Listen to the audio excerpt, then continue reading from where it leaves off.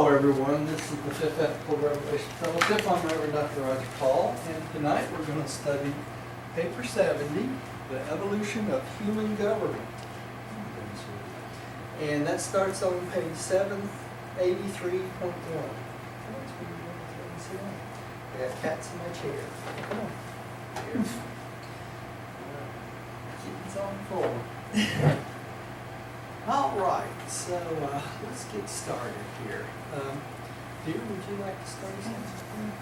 Dear Heavenly Father, Mother God, we thank you for this day. Thank you for blessing us and helping us to appreciate and understand the readings in the book tonight. Thank you for opening our minds and helping us to focus on the lessons today and give us a greater understanding of what we've been through in our brothers and sisters and grandfathers and grandmothers and all of our relatives throughout the years. We just thank you for this opportunity today and thank you for blessing each and every one of us. It is in your name, Jesus Christ, Michael of Nebulon, we pray and give thanks. Amen. Amen.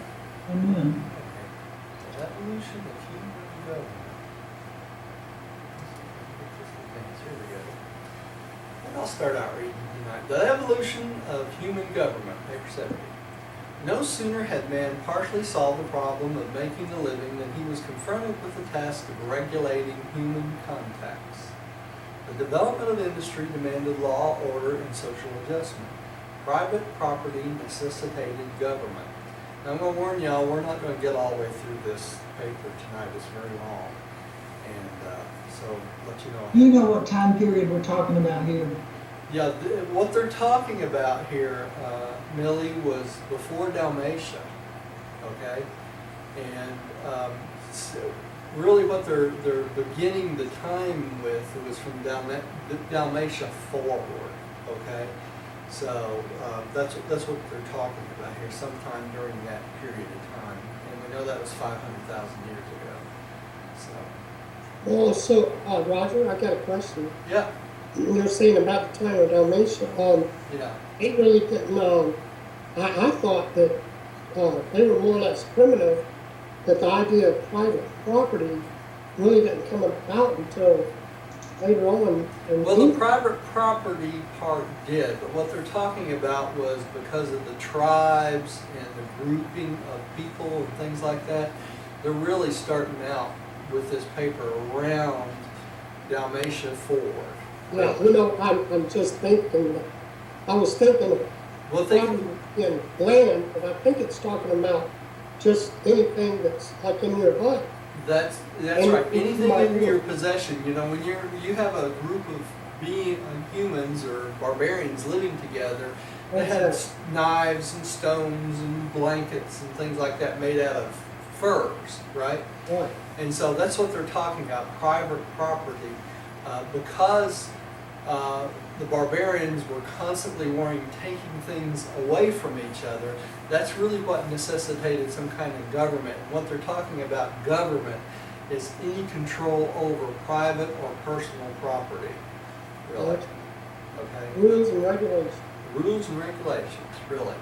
And we're going to find out as we read this tonight. We listened to this on the way to the other house today, me and Diane. And what's amazing is how the mores and things got to be accepted over time, and those mores become rules and laws. You know, feedback or something. Let's go on to the next one. There. Okay. Millie, would you like to take on the next one, please, dear? Yes.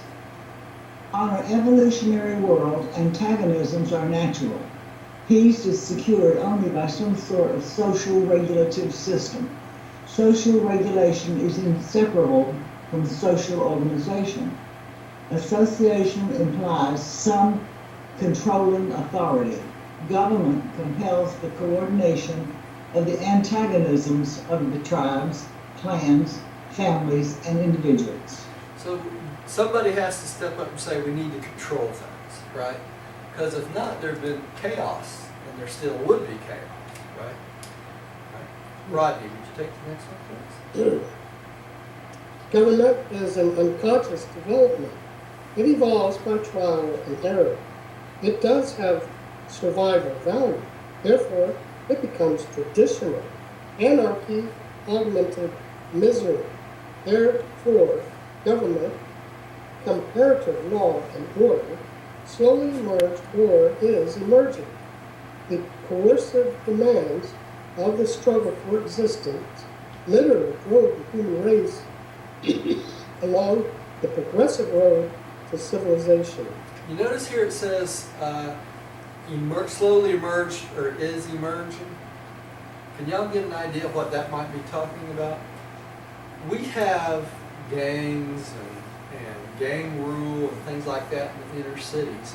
And they're still living on the same value system that the barbarians did, right? So there is emerging in these groups a comparative law, even though they do not want to go by the laws of society. Okay, every group, regardless of what it is, has to have a head of the group and has to be ruled by certain acceptable standards to the group. Okay, so that's what they're talking about here. Is slowly emerged or is emerging. In other words, the laws that we have today slowly came about over the last 500 years, and it's still changing daily as we go along in our government. So, let's see if we can go to the next one. 1. The genesis of war. War is a natural state and heritage of evolving man. Peace is a social yardstick measuring civilization's advancement. Before the partial socialization of the advancing races, man was exceedingly individualistic, extremely suspicious, and unbelievably quarrelsome. Violence is the law of nature, hostility the automatic reaction of the children of nature, while war is but these same activities carried on collectively.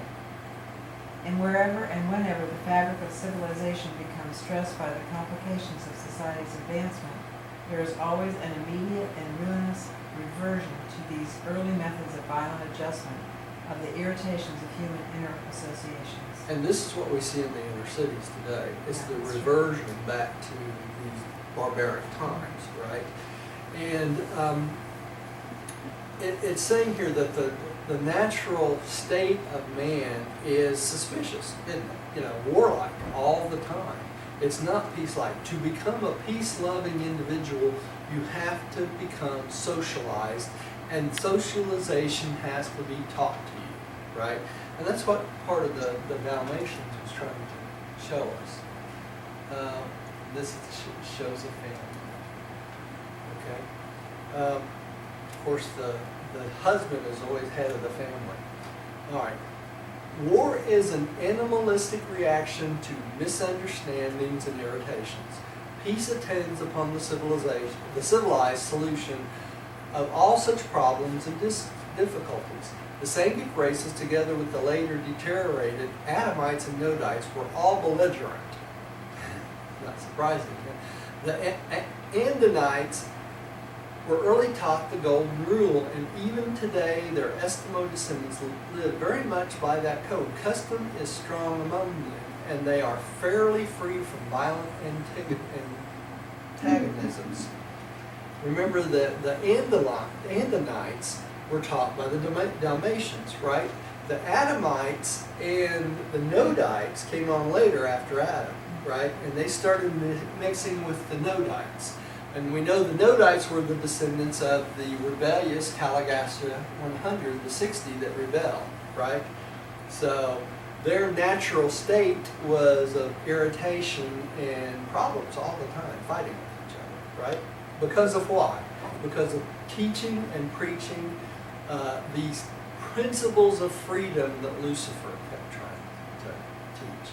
They're trying to change the natural way men learn. Okay?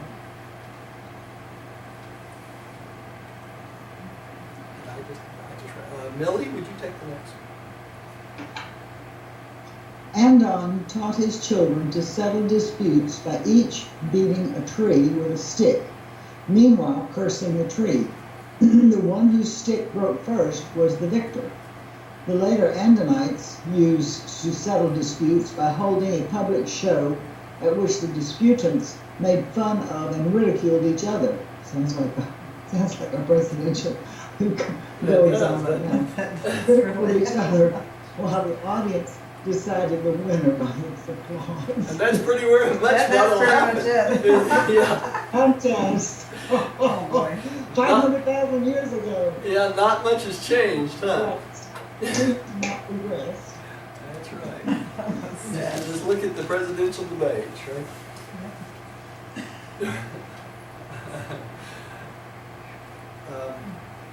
Rodney, did you take the next one, please? Sure. But there could be no such phenomena as war until a society had evolved sufficiently far to actually experience periods of peace and to sanction warlike practices. The very concept of war implies some degree of organization. Now, why is that? In other words, to battle one another, somebody has to be the leader. Somebody has to get all the guys together and start the war, right? So it shows some sort of organization. And with organization comes what? Government? Eventually. All right. With the emergence of social groupings, individual irritations began to be submerged into group feelings, and this promoted inter-tribal tranquility, but at the expense of inter-tribal peace. Peace was thus first enjoyed by the in-group or tribe, who always disliked and hated the out-group foreigners. Early man regarded it a virtue to shed alien blood. Yeah. They didn't want to kill each other in their immediate group. They just wanted to kill everybody outside their group. And this shows men basically showing alliance to the sword, as a leader. But even this did not work at first. When the early chiefs tried to iron out misunderstandings, they often found it necessary at least once a year to permit the tribal stone fights. The clan would divide up into two groups and engage in an all-day battle. And this was for no other reason than just for the fun of it. They really enjoyed fighting. Now this is in their same tribe. They divided up in two groups like playing football, right? And they threw just, stones at each other. yes, threw stones at each other. Yeah. Now, we do the same thing now. We just throw a football around and we try to hit each other, right? So, It's a lot easier than stones, a though. lot easier than stones. But like I said, some things never change. Put men involved in it and that's what happens. Millie, did you take the next one? This is very depressing. I know Yes, it it is. is. This whole Yeah. paper is really, 10 years and we have not progressed. yeah, it's depressing that we have, we're still we're caught in the same traps we have been for 500,000 years. So, okay. Warfare persists because man is human, evolved from an animal, and all animals are bellicose. Among the early causes of war were 1. Hunger, which led to food raids. Scarcity of land has always brought on war, and during these struggles, the early peace tribes were practically exterminated. I guess so, huh? Yeah. Before we skip over it, I do want to mention something in the previous paragraphs that start out this list. And that is the fact that it says all animals are bellicose. Do we know what bellicose means? I really don't know. Well, it's Unpleasant. unpleasant. We're prideful. We think we're something, And that's the case in all the animal world. If you'll notice when you put animals together, like cats or dogs or anything, there's always one that has to be the chief of the dogs, right? There's always one that has to be the number one cat. There's always one that has to be the lion, the head of the lion group, or the head of the elephants, because that's just the way animals are. And that follows in the human grouping too. We can't just get together and love one another. Somebody always has to be the head, right? And that's the way it works, unfortunately. All right, number 2. Rodney. Yeah, 2, would that be women's scarcity or women's scarcity? Yeah, either way works. An attempt to relieve the stories of domestic killing. Women stealing has always caused war. Now, remember back in the olden times, women were treated like slaves, right? They were kept home, they were the head of the household as far as raising children and things like that.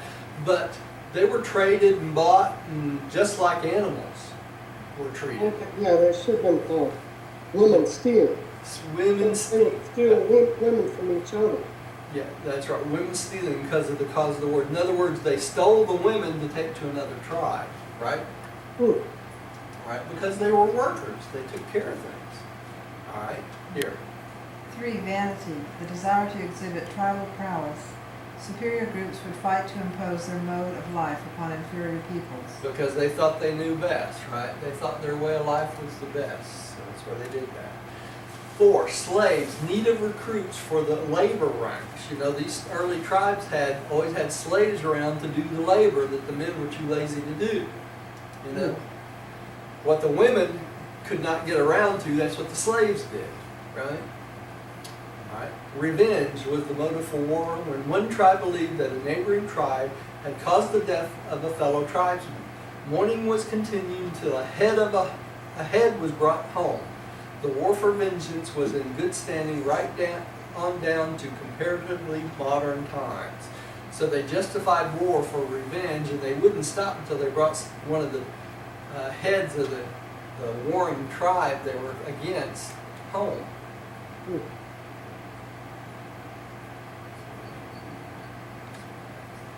Come on, stay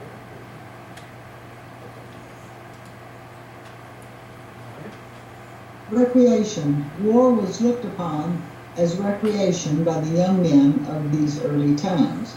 If no good and sufficient pretext for war arose, when peace became oppressive, neighboring tribes were accustomed to go out in semi-friendly combat, to engage in a foray as a holiday, to enjoy a sham battle. So that when they didn't have any war going on, they'd create pretend war so they could entertain themselves, right?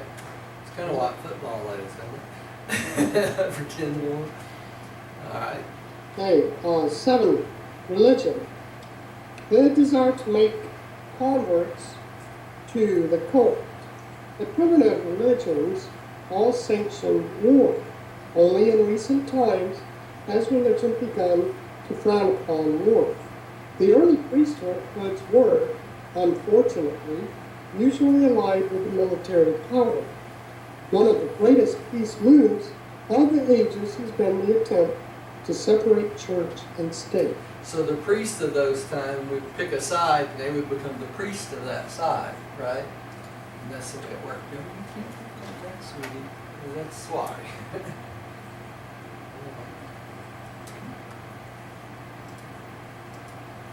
Oops. And now I messed up. Hang on.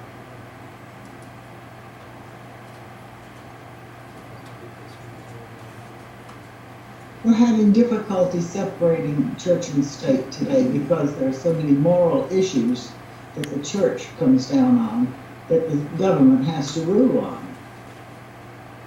That's right. Okay, now we're back. Section 8 and Get down. Get down. Get down. Go on. abortion, interracial, same-race marriages. All of these things are moral issues that the church wants to address, and demands that our government address them. So it's very difficult to separate church and state. That's true. Let me see if I can go back this up. Okay. There we go. There's the last one. Who's up? I think Roby is. I just read. Oh, did you? Okay, Diane. Well, I just read that one, number 7. Oh, you did? Yeah. I'm sorry, y'all. I got That's messed right. up. Diane needs to read always these older tribes. Okay. Thank you. Always these olden tribes made war at the bidding of their gods, at the behest of their chiefs or medicine men. The Hebrews believed in such a god of battles, and the narrative of their raid on the Midianites is a typical recital of the atrocious cruelty of the ancient tribal wars. This assault, with its slaughter of all the males and the later killings of all male children and all women who were not virgins, would have done honor to the Moors of a tribal chieftain of 200,000 years ago. And all this was executed in the name of the Lord God of Israel. Okay, and I need to bring a point up here that our friends in some of the churches won't like, and that is, there never has been, never will be, never was a God of battles, right? In other words, God never told anybody, including Abraham and Moses and everybody else, to go and kill their neighbor. That did not happen, put it that way. I know it's in the Old Testament, but these narratives are false. These are myths, okay? Because God does not do that. Why would he destroy part of his own children? This is justification of humans to have a reason to go kill other humans, okay? And I know people won't like that I contradict the Bible, but this is the honest to God truth. As I If they say. would just comprehend the God of love, That's right. understand that there is no God of battle. That's Thank exactly. the Lord. There is no anger. No No, anger. there is no. They saw a man on television tonight, he was a protest, and he had a sign that said, God hates Islam. Mm.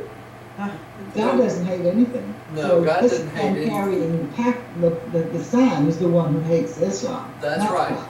God does not hate any religion whatsoever. He doesn't hate, period. That's right. He doesn't hate. That's the whole problem. We keep trying to give God human. Mixed emotions. Yeah, that's right. Doesn't work. Yeah, it doesn't work. And attributes, and it doesn't work. Right. All right. Dear, I think you're up. This is a narrative of the evolution of society, the natural outworking of the problems of the races, man working out his own destiny on earth. Such atrocities are not instigated by deity, notwithstanding the tendency of man to place a responsibility on its gods. Did you see that? Such atrocities are not instigated by deity of any sort. Right? This is human beings trying to justify their tendencies. Right? Military mercy has been slow in coming to mankind. Even when a woman, Deborah, ruled the Hebrews, the same wholesale cruelty persists. Her general, in his victory over the Gentile, caused all the host to fall upon the sword. There was not one left. So even though a woman ruled the Hebrews during this period of time named Deborah, she still required that all the men fall on their swords when they were won, when they were defeated. Okay? And this continued on down through ages. Millie. Very early in the history of the race, poisoned weapons were used. All sorts of mutilations were practiced. Saul did not hesitate to require 100 Philistines' foreskins as a dowry. David should pay for his daughter, Michael. You know, actually it's Michal. Michal. Yeah. But this is an example of the cruelty of war, right? I'm not going to, and mutilation. Oops. Not That's horrible. yeah, it's pretty cool. Rodney?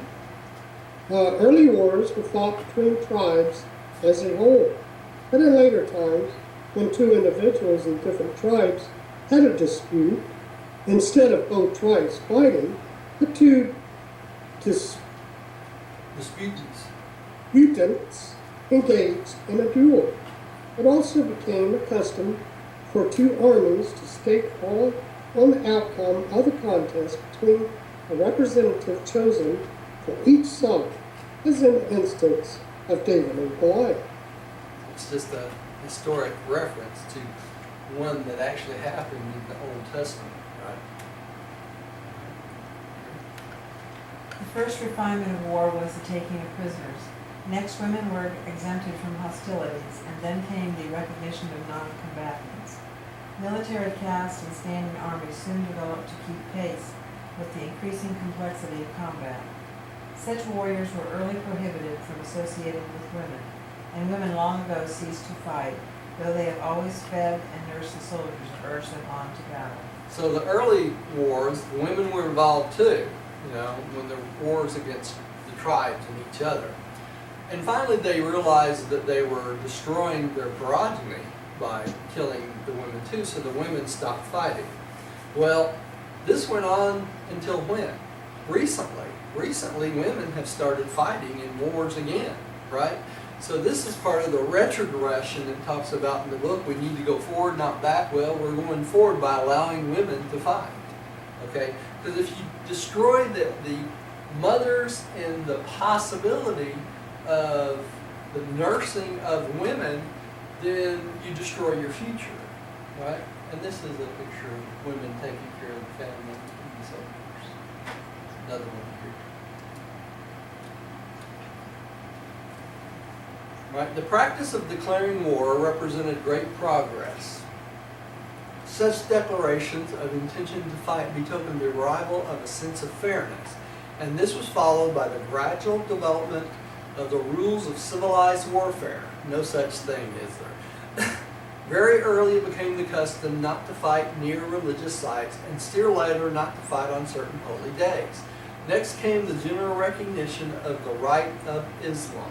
Political fugitives The right of received asylum. protection. Huh? The right of asylum? I'm sorry, asylum. I'm sorry. Political fugitives received protection. So, you would be protected if you were politically attached to certain groups, you know, and they would not come in and pull you out of the tribe just to kill you. Yes. And that eventually ended up going right into what? The church, especially the Catholic Church. I put my foot in it one night at a dinner party when I was sitting with some higher ranking officers and laughed at the thought of rules of war. I said, that is just outrageous that anybody could think that there would be rules of war. Yeah, it's war, for God's sakes. Why? war. How could you have rules? You know, you're in there to kill each other. You I know? ridiculed their anthem, Rules of War. Yeah, it's ridiculous. I thought so. All right. And then me? Yep. Thus did warfare gradually evolve from the primitive manhunt to the somewhat more orderly system of the later-day civilized nations. But only slowly does the social attitude of enmity displace that of enmity. Okay, so we try to make our war more appealing, you know, more acceptable, right? All right, Rodney, would you take the next one? Yeah, number 2, the social value of war. In past ages, war would institute social changes and facilitate the adoption of new ideas such as would not have occurred naturally in 10,000 years. The terrible price paid for these certain war advantages was that society was temporarily thrown back into savagery. Civilized reason had to advocate. War was strong medicine, very costly and most dangerous. While often curative of certain social disorders, it sometimes kills the patient, destroys the society. So even though you advance in this wars and technologies and things like that, the price you pay is a slowing down of society.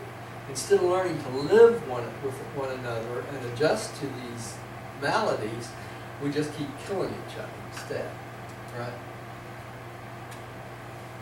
The constant necessity for national defense creates many new and advanced social adjustments. Society today enjoys the benefit of a long list of useful innovations, which were at first wholly military, and is even indebted to war for the dance, one of the early forms of which was a military drill.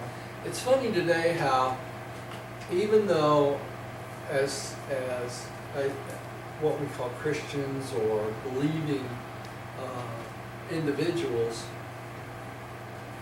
we hate war, but we still need a strong national defense. And why is that? Because as much as we hate war, there's other countries and other beliefs that embrace war greatly yet. So we need a national defense so that we can protect ourselves from these things. And you want to see a good example of that is the paper on government on a neighboring planet. He talks about that, how there's a government there that pretty much cut themselves off from the rest of the planet, but they had to have a strong military to protect themselves from the rest of the planet. So it's kind of interesting. And when anybody comes to attack them, they send their military out, put them back in their place and go home and be peaceful again. That's right. That's I exactly. like that paper. Yeah, it's a very good paper. And that's really what our military should be doing, right? You know, protecting us from advancing other people. All right, this is an unusual slide. I got the first 5 of these on here, so who's next? Mine? Okay. War has a social value to past civilizations because it, 1, imposed discipline, enforced cooperation. They had to learn how to work together to be warlike, right? Put a premium on fortitude and courage, and they had to learn to be courageous to go face other people, right?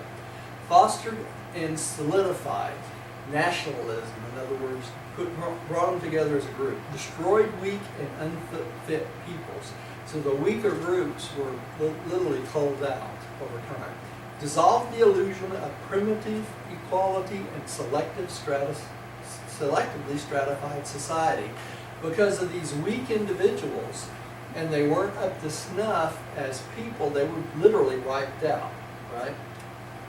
Walter, is it assumed that every evolutionary planet goes through war? Yes, it is, Rodney. As a matter of fact, it's not assumed, they actually state that in the papers, that every planet goes through the same evolutionary struggles as we have, and that includes war. You know, I always think back to the very first super universe and the first universe that was finally the final planet to evolve that could have man. And I think about like the first war. I guess it was just in there. Yeah, it happens in every planet and in every universe that's created. And apparently, it's just the plan of the universe. We were talking about this at lunch, Diane and I, how people assume this is cruel and nobody's in control or anything like that. But if you think on a longer basis, in the Urantia book, it talks about how this is the prelude to your real life, right? And the real life you're stepping into in the mansion worlds doesn't have wars anymore. It doesn't have violence. It doesn't have all these things that are so horrible on this planet. So what's the purpose of letting us struggle through all these thousands of years of war and struggle and that sort of thing? It's so that we evolve personally. We have experienced what horror, rebellion causes, and that's what this is. So by experiencing this, we have a basis when we get to the mansion worlds to appreciate an orderly, perfect society, right? And if we hadn't experienced this, we wouldn't have any idea what an orderly, perfect society was about. You see that? So these are what you might call human growing pains when it comes right down to it, because this is a horrible struggle we go through in this life. There are many things in this life that are not very pleasant, right? But they're straightened out in the real life that's coming, the next life of the mansion worlds. Okay. I've got a straight question here. Sure. I think I know what the answer is, but the mansion worlds are not considered to be part of evolution, right? No, they're not. And they're not 100% perfect either, Rodney. People have to evolve through the 7 mansion worlds, and that's the purpose of the mansion worlds. You have to unlearn all this terrible stuff we learned on this planet, or all the planets, in the mansion worlds before you go a citizen of Jerusalem, which is the capital, right? So we have to unlearn lots and lots and lots of things to become more perfected, right? You use that word evolve, and that's Yeah. what I meant. Evolution. Yeah, evolution is a natural thing. It happens over time. It's going to happen. You can't stop it. But the evolution, if you want to say that, use that word in the mainstream worlds, is a learned evolution, and we don't have that on this planet, I right? understand that. Okay. Yeah. Okay. Who's up? I think Millie has it. Millie, you get the long one. Okay. War has a certain evolutionary and selective value, but like slavery, it must sometimes be abandoned as civilization slowly advances. Olden wars promoted travel and cultural intercourse, but these ends are now better served by modern methods of transport and communication. Olden wars strengthened nations, but modern struggles disrupt civilized culture. Ancient warfare resulted in the decimation of inferior peoples, but the net result of modern conflict is the selective destruction of the best human stock. Early was promoted organization and efficiency, but these have now become the aims of modern industry. During past ages, war was a social ferment which pushed civilization forward. The result is now better attained by ambition and invention. Ancient warfare supported the concept of a god of battles, but modern man has been told that God is love. War has served many valuable purposes in the past.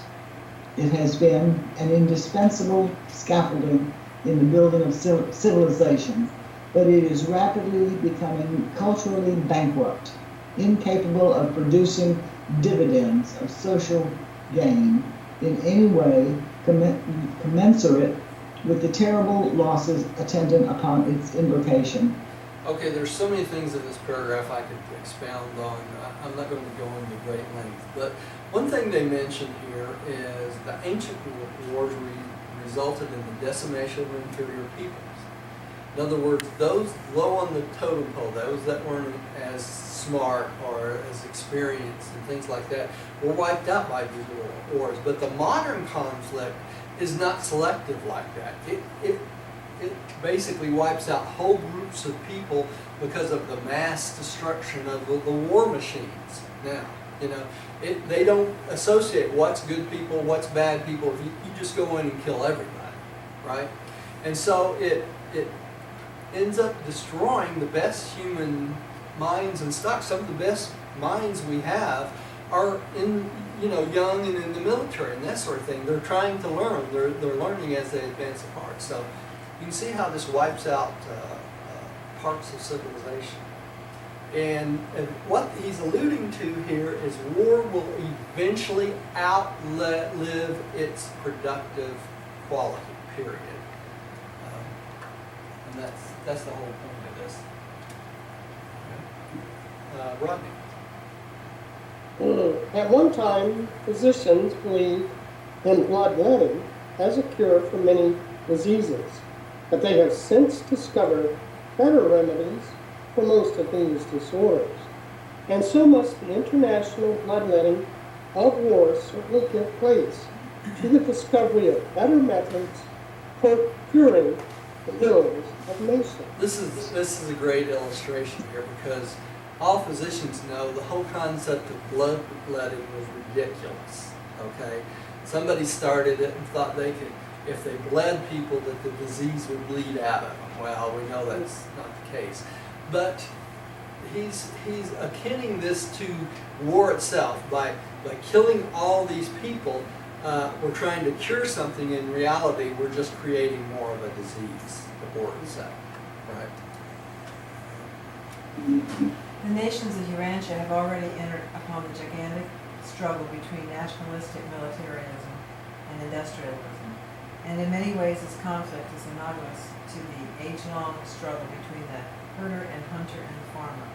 But if industrialization is to triumph over militarism, it must avoid the dangers which beset it. The perils of budding industry on Urantia are.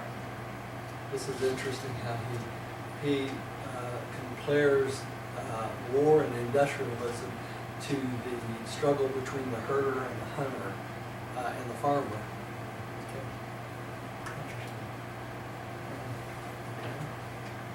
One, the strong drift toward materialism, spiritual blindness. Oh, that's this age, isn't it? The worship of wealth, power, value distortion. The vices of luxury, cultural immaturity. That's having too much, right? The increasing danger of indolence and service insensitivity. That's pretty much a lot of the world is we're insensitive to serving others, right? The growth of undesirable racial softness, biologic deterioration. By not cleaning up our gene pool from these undesirables, we're not doing ourselves a favor, right? Because we're soft. 6, the threat of standardized industrial slavery, personality stagnation. Labor is ennobling, but drudgery is benumbing. In other words, you put people in a job, they do the same thing over and over and over, and don't allow them to grow. This is not good. Okay? Millie. Militarism is autocratic and cruel, savage. It promotes social organization among the conquerors, but disintegrates the vanquished. Industrialism is more civilized and should be so carried on as to promote initiative and encourage individualism. Society should in every way possible foster originality. And that's how we get more and more invention, right? More culture, more invention, things like that. And a human being has to have time to be able to do that. Do not make the mistake of glorifying war. Rather discern what it has done for society, so that you may the more accurately visualize what its substitutes must provide in order to continue the advancement of civilization. And if such adequate substitutes are not provided, then you may be sure that war will long continue. Okay, so we have to give human beings something else to do than to go to war, right? Man will never accept peace as a normal mode of living until he has been thoroughly and repeatedly convinced that peace is best for his material welfare, and until society has wisely provided peaceful substitutes for the gratification of that inherent tendency periodically to let loose a collective drive designed to liberate those ever-accumulating emotions and energies belonging to the self-preservation reactions of the human species. One thing that the computer in this age has done, and it has made a industrial and social, economic bond between all the world. Okay, and that's what we're striving for. We need this economic bonding so that we can become a one planet world and not fight with each other. And the internet is great. It's done a great job of that. You can say a lot of things bad about the internet. There's a lot of bad things out there, but that one thing has really advanced this planet quite a bit. Right. Okay. Right. But even in passing, war should be honored as a school of experience which compelled a race of ignorant individualists, arrogant individualists, to submit themselves to highly concentrated authority, a chief executive. Old-fashioned war did select the innately great men for leadership, but modern war no longer does this. To discover leaders, society must now turn to the conquest of peace, industry, science, and social achievement. So we got to find new ways to get our leaders.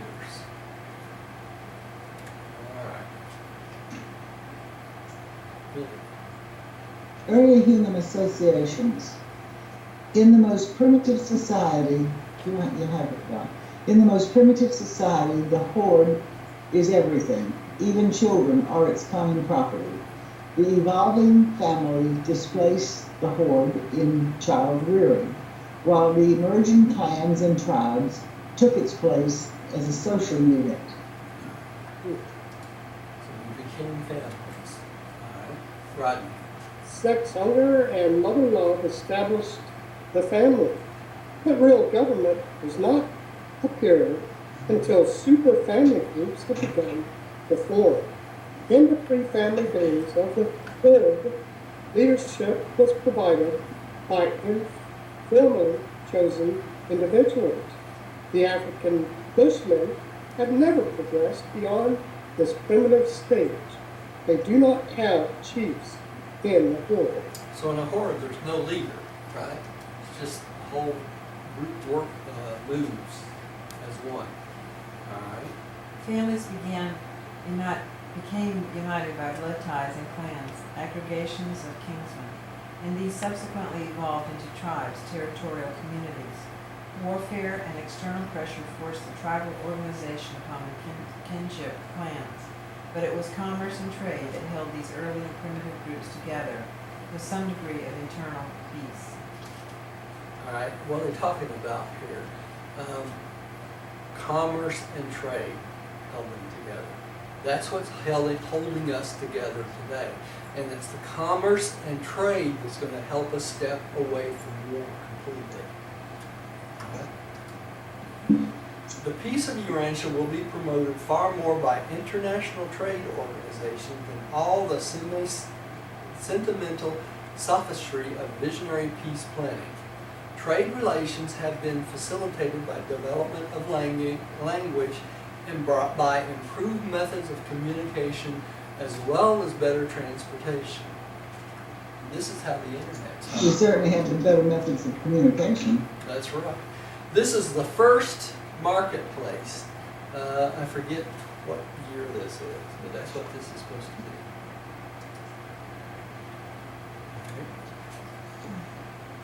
be. Millie.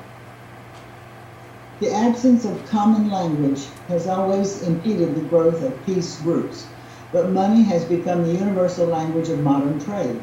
Modern society is largely held together by the industrial market. The gain motive is a mighty civilizer when augmented by the desire to serve. There it is, the desire to serve. Don't see too much of that. No, you don't. Right. In early ages, each tribe was surrounded by concentric circles of increasing fear and suspicion. Hence it was once the custom to kill all strangers, later on to enslave them. The old idea of friendship meant adoption into the clan, and clan membership was believed to survive death, one of the earliest concepts of eternal life. Alright, so this is the development of those concepts of eternal life, because they believe they went on in the clan, past life, right? The ceremony of adoption consisted in drinking each other's blood. It, Ugh. In some groups, saliva was exchanged in the place of blood drinking, this being the ancient origin of the practice of social kissing. Ooh. And all ceremonies of association, whether marriage or adoption, were always terminated by feasting.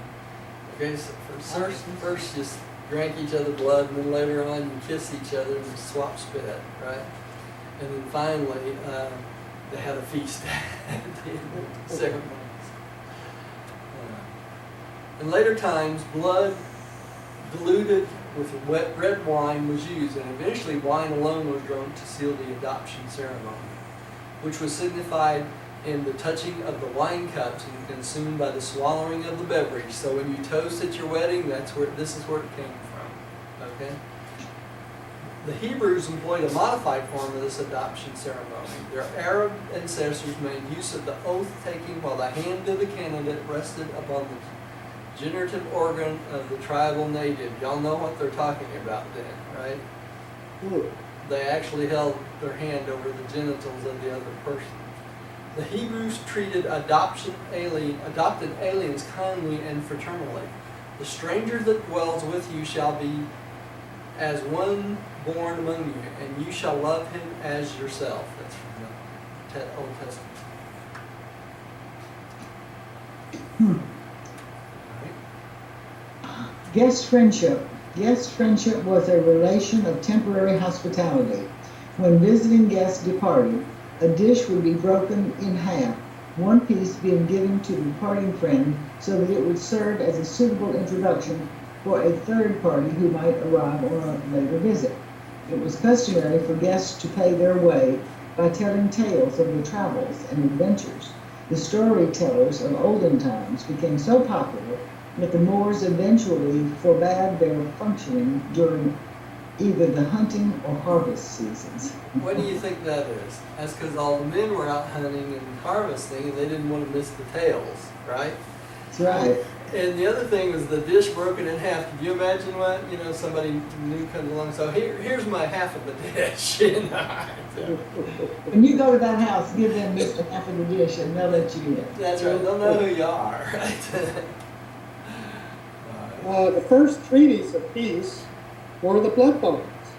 The peace ambassadors of two warring tribes would meet, pay their respects, and then proceed to prick the skin until it bled, whereupon they would suck each other's blood and declare peace. Oh, doesn't that look appealing?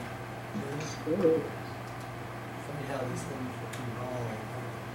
The earliest peace missions consisted of delegations of men bringing their choice maidens for the sex gratification of their one-time enemies, the sex appetite being utilized in combating the war urge. The tribe so honored would pay a return visit with this offering of maidens, whereupon peace would be firmly established, and soon intermarriages between the families of the chiefs were sanctioned. I wonder how the ladies felt about that, Of course, men came up with these ideas, right? Clans and tribes. The first peace group was the family, then the clan, the tribe, and later on the nation, which eventually became the modern territorial state.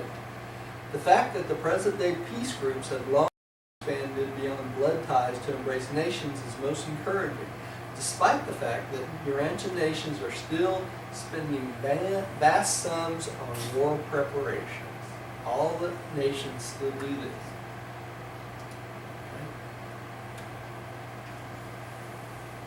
Billy, would you take the first 6 on that?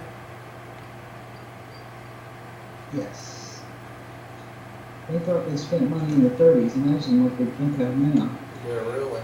Clans were blood tie groups within the tribe, and they owed their existence to certain common interests, such as tracing origins back to a common ancestor, allegiance to a common religious totem, speaking the same dialect, sharing a common dwelling place, fearing the same enemies, and having a common military experience. Well, we're still doing this today, right? I mean, you think about it, we wear crosses around our necks so that people, when you go to the outside, will know you're a Christian, right?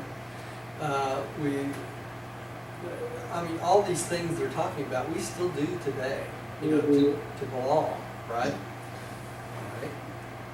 The clan Edmund were always subordinate to the tribal chief, or the friendly tribal governments being a loose confederation of clans. The native Australians never developed a tribal form of government. It's interesting how the natives and Australians always are exempt from almost all of these things, like they did never develop this society. And they were separated by their landmass. Yeah. The clan chiefs usually ruled through the mother line. The tribal war chiefs established the father line. The courts of the tribal chiefs and early kings consisted of the headmen of the clans, whom it was customary to invite into the king's presence several times a year. This enabled him to watch them and better secure their cooperation. The clan served a valuable purpose in local self-government, but they greatly delayed the growth of large and strong nations. Because everything was kept within the clan itself, right? The beginnings of government, 5. Every human institution had a beginning, and civil government is a product of progressive evolution just as much as our marriage, industry, and religion. How about that? So everything that we hold dear basically is a product of our own evolution, right? From the early clans and primitive tribes, there have gradually developed the successive orders of human government which have come and gone right on down to the forms of social and civil regulation that characterize the second third of the 20th century. right? All right. Remember, this was written in 1934, 35, so that's what he's talking about.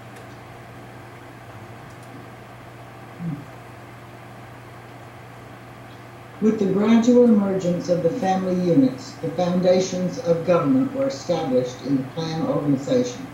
The grouping of consanguineous families, the grouping of consanguineous families. The first real government body was the Council of the Elders. This regulative group was composed of old men who had distinguished themselves in some efficient manner. Wisdom and experience were early appreciated, even by barbaric man, and there ensued a long age of this domination of the elders. This reign of the oligarchy of age gradually grew into the patriarchal populace. So they listened to the elders because they thought they were wise, right? Okay? Okay, in the early council of the elders, there resided the potential of all governmental functions, executive, legislative, and judicial. When the council interpreted the current mores, it was a court. When establishing new modes of social usage, it was a legislature.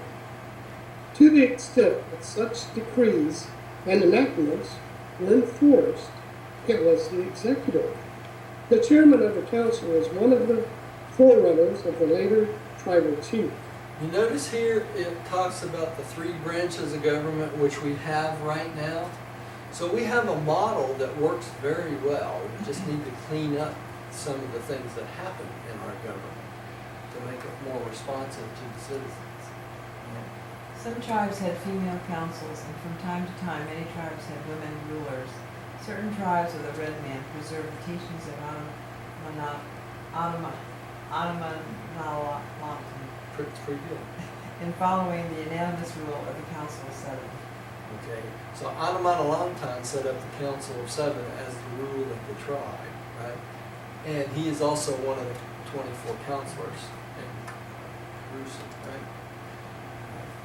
It has been hard for mankind to learn that neither peace nor war can be run by a debating society.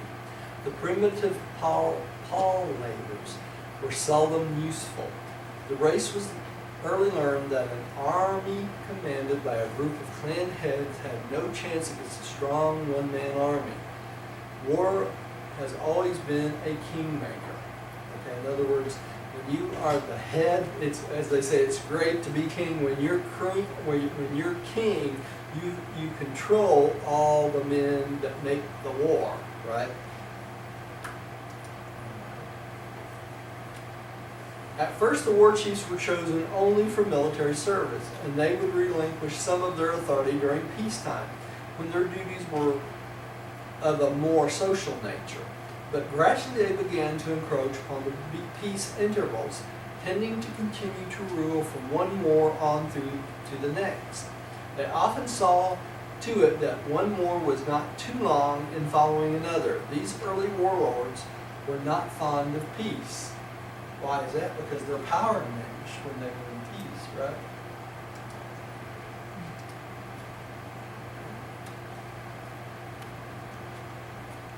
Really? Turn the microphone on. In later times, some chiefs were chosen for other than military service, being selected because of unusual physique or outstanding personal abilities. The red man often had two sets of chiefs. The Sassions, or is that what are Sassions? The Yeah. Sassions are peace chiefs, and the hereditary war chiefs. The peace rulers were also judges and teachers. The Shastans were more peaceful men, all right? They were like philosophers or medicine men and things like that. Of course, some of the medicine men became war chiefs too. So if they're talking about the difference between peace and war here. Some early communities were ruled by medicine men, who often acted as chiefs. one man would act as priest, physician, and chief executive. Quite often, the early royal insignias had originally been the symbols or emblems of priestly dress. Okay, so these chiefs, when they were the medicine men and physician, things like that, if they lost too many patients, what would they do? They would kill them, you know, because they felt like they didn't have any magic, right? And it was by these steps that the executive branch of government gradually came into existence. The clan and tribal councils continued in an advisory capacity and as forerunners of the later appearing legislative and judicial branches. In Africa today, all these forms of primitive government are in actual existence among the various tribes. Remember this is 1934, it may not be still the case, right? Monarchical government. Effective state rule only came with the arrival of a chief with full executive authority. Men found that effective government could be had only by conferring power on a personality, not by endowing an idea. Okay, so that's how the existence of monarchs arrived. Rulership grew out of the idea of family authority or wealth. When a patriarchal kinglet became a real king, he was sometimes called father of his people. Later on, kings were thought to have sprung from heroes. And still further on, rulership became hereditary due to belief in the divine origin of kings. Superstition, right? Still. Hereditary kingship avoided the anarchy which had previously wrought such havoc through the death of a king and the election of a successor. The family had a biological head. The clan is selected natural leader. The tribe and later state had no natural leader. And this was an additional reason for making the chief kings hereditary. The idea of royal families and aristocracy was also based on the mores of name ownership in the clans. The succession. Of England. Go ahead, Robin. It reminds me of England. Uh-huh. Yes, it does. Yeah. The succession of kings was eventually regarded as supernatural, the royal blood being thought to extend back to the times of the materialized staff of Prince Caligastia. Thus kings became fetish personalities and were inordinately feared, a special form of speech being adopted for court usage. Even in recent times it was believed that the touch of kings would cure disease, and some Urantia people still regard their rulers as having had a divine origin. You know better though. The early fetish kings often kept in seclusion. He was regarded as too sacred to be viewed except on feast days and holy days. Ordinarily, a representative was chosen to impersonate him, and this was the origin of prime ministers. The first cabinet officer was a food administrator. Others shortly followed. Rulers soon appointed representatives to be in charge of commerce and religion, and the development of a cabinet was a direct step toward depersonalization of executive authority. These assistants of early kings became accepted nobility, and the king's wife gradually rose to the dignity of queen as women came to be held in higher esteem. That's pretty much, he describes England pretty good. Mm-hmm.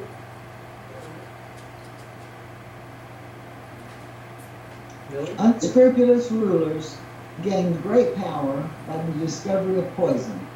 Early court magic was diabolical. The king's enemies soon died, but even the most despotic tyrant was subject to restrictions. He was at least restrained by the ever-present fear of assassination.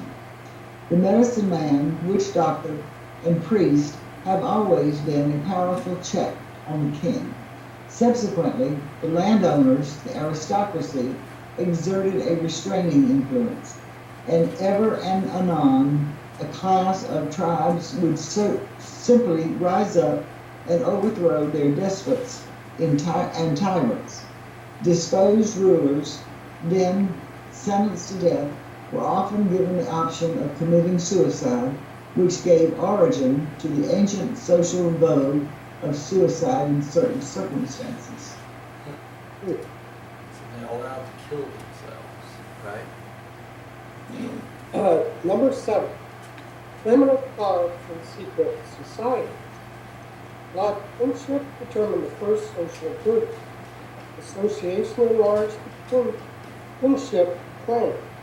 Intermarriage was the next step in group enlargement, and the resultant complex tribe was the first true political body. The next advance in social development was the evolution of religious cults and the political clubs. These first appeared as secret societies and originally were wholly religious. Subsequently, they became regulative. At first, they were men's clubs. Later, women's groups appeared. Presently, they became divided into two classes, socio-political and religio-mystical. And that's still true today, isn't it? There were many reasons for the secrecy of these societies, such as 1. Fear of incurring the displeasure of the rulers because of the violation of some taboo. 2. In order to practice minority religious rights. 3. For the purpose of preserving valuable spirit or trade secrets. 4. For the enjoyment of some special charm or magic. The very secrecy of these societies conferred on all members the power of mystery over the rest of the tribe. This is still true today. We have a lot of secret societies out there, both social and religious, right? Secrecy also appealed to vanity. The initiates were the social aristocracy of their day. After initiation, the boys hunted with the men, whereas before they had gathered vegetables with the women. They were accepted, see. It was the supreme humiliation, a tribal disgrace, to fail to pass the puberty test and thus be compelled to remain outside the men's abode with the women and children to be considered effeminate. Besides, nominates were not allowed to marry.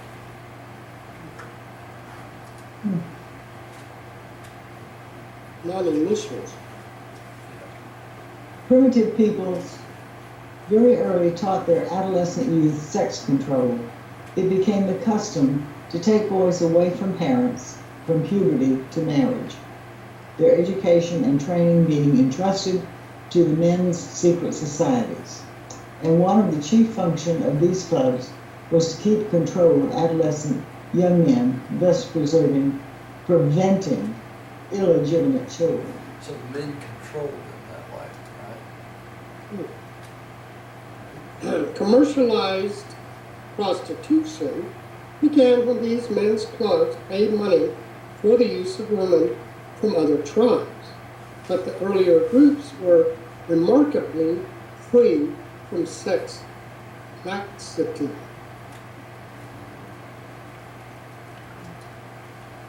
The puberty initiation ceremony usually extended over a period of 5 years. Much self-torture and painful cutting entered into these ceremonies. Circumcision was first practiced as a rite of initiation into one of these secret fraternities. The tribes were cut in the body as a part of the puberty initiation. The tattoo originated as such a badge of membership. Such torture, together with much privation, was designed to harden these youths to impress them with the reality of life and its inevitable hardships. This purpose is better accomplished by the later appearing athletic games and physical contests.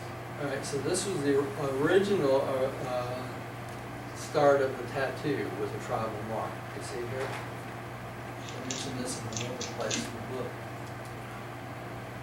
But the secret societies did aim at the improvement of adolescent morals. One of the chief purposes of the puberty ceremonies was to impress upon the boy that he must lead other men's wives alone. Good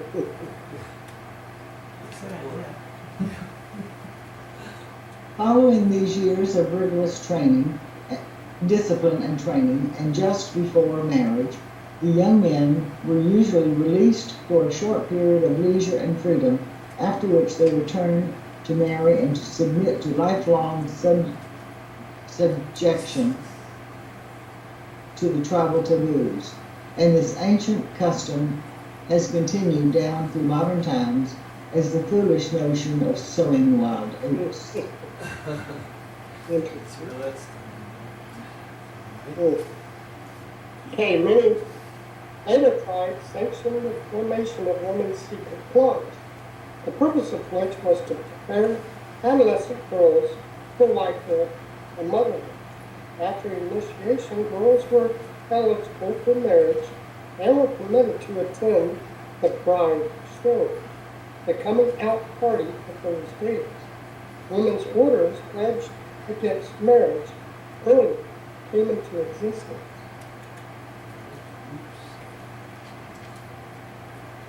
Presently, non-secret clubs made their appearance when groups of unmarried men and groups of unattached women formed their separate organizations. These associations were really the first schools. And while men's and women's clubs were often given to persecuting each other, some advanced tribes, after contact with the Dalmatian teachers, experimented with coeducation, having boarding schools for both sexes. see where this Dalmatian period comes in here?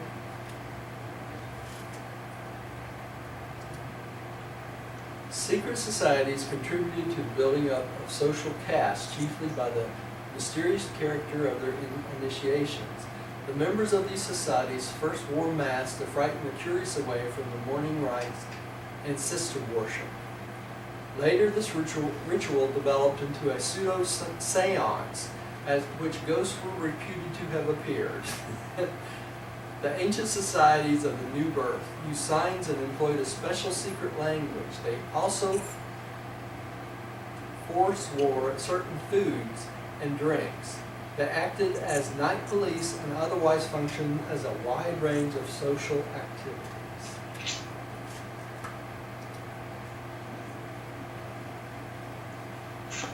All secret association imposed an oath, enjoined confidence, and taught the keeping of secrets. These orders awed and controlled the mobs. They also acted as vigilant societies, these thus practicing lynch law. They were the first spies when the tribes were at war, and the first secret police during times of peace.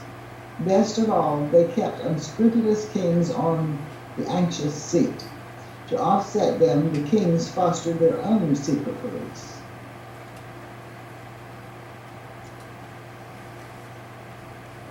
These societies gave rise to the first political parties. The first party government was the strong versus the weak. In ancient times, change of administration only followed civil war, abundant proof that the weak had become strong. So even the parties, right? These clubs were employed by merchants to collect debts and by rulers to collect taxes. Taxation has been a long struggle. One of the earliest forms being the tithe, 1/10 of the hunt or spoils.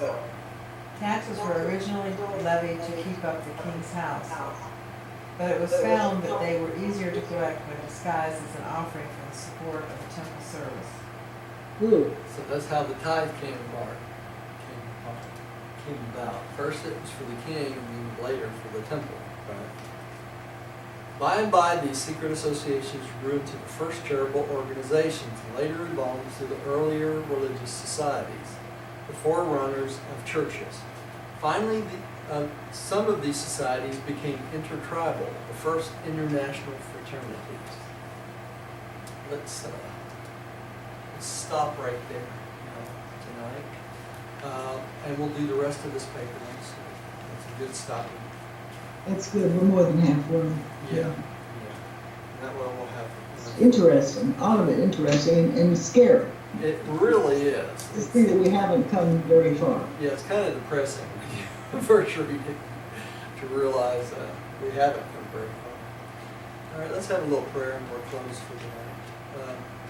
Father, thank you for this time we've had together and to learn these concepts from the Rancho. We pray that you'll open our hearts and minds that we might share this with other individuals, and that we might understand these things ourselves to make us better citizens and better people. We thank you and we give you the praise for doing this. We say this in your son's name. Thank you for joining us at home. That is things don't work. Signature. And thank you for joining us at home.